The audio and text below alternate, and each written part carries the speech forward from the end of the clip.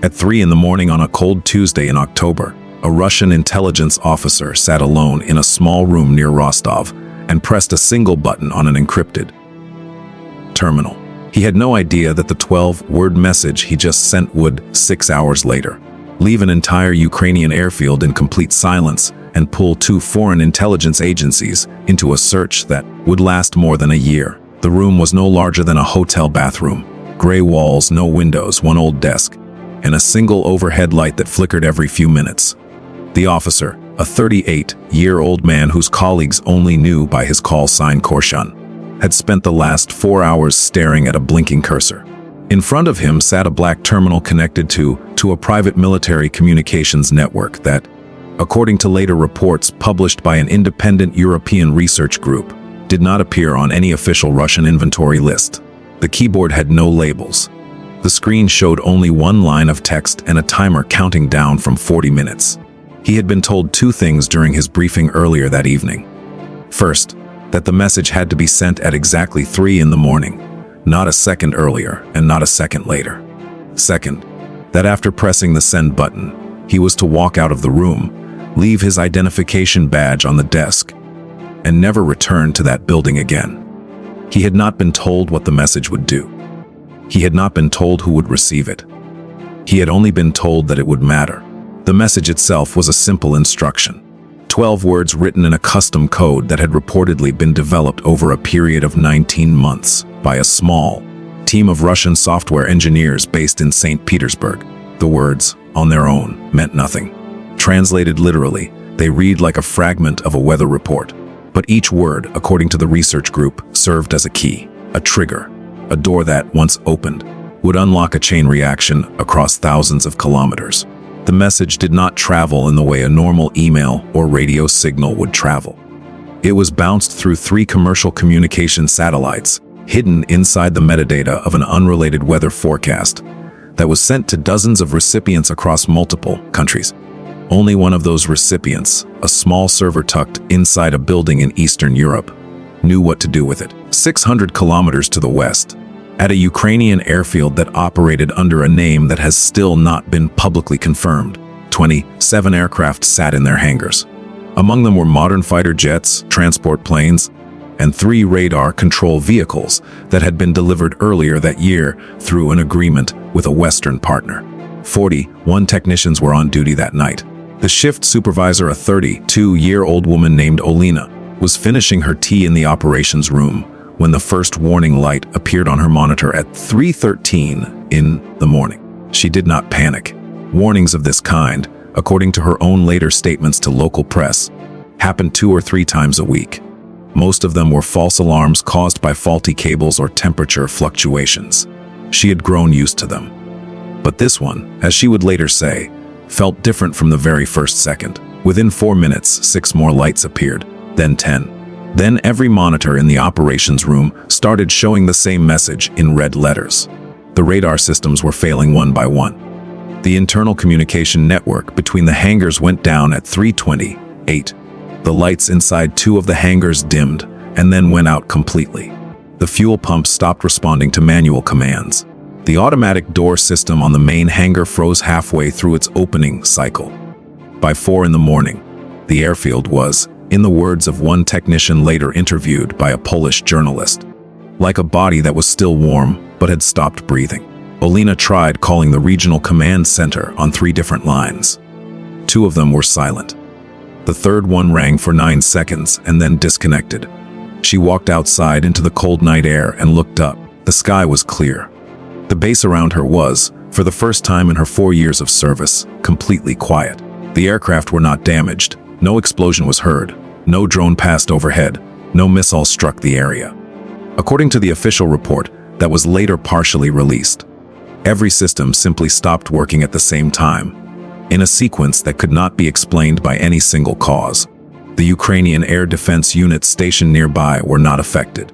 Civilian power lines in the surrounding villages continued to function normally. Whatever had happened was contained inside the perimeter of that one base, and only inside that base. By dawn, when the first technicians from a regional repair team arrived at the gate, they found a scene that, according to one of them, looked less like a malfunction and more like a stage that had been quietly turned off after the show was over. By 6 in the morning, 3 hours after the original message was sent, 2 foreign intelligence services had reportedly been alerted. According to several accounts published months later, the first to respond was a partner agency from Western Europe, followed shortly after by a separate analysis team from a North American service. Both teams were said to have arrived not to repair the airfield, which was beyond their mission, but to study it, to understand what had happened. Because if it could happen here, it could happen anywhere.